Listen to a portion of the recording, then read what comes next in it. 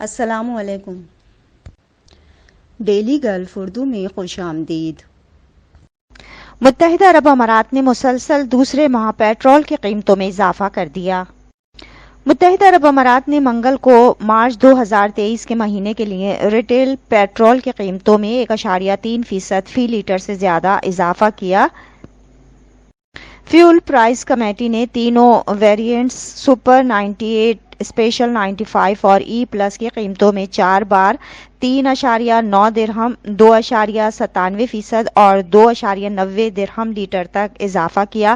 قیمتیں جو ٹروٹ پر دوسرے مہینے بڑھائی گئی ہیں اس سال 3 ماہ کی بلند ترین سطح پر ہیں۔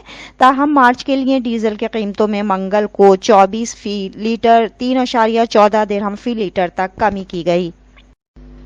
پیٹرول کی قیمتوں میں اضافہ فروری کے مقابلے میں بہت کم ہے، جب قیمتوں کو بین الاقوامی نرخوں کے برابر لانے کے لیے قیمتوں میں 10% سے زیادہ اضافہ کیا گیا۔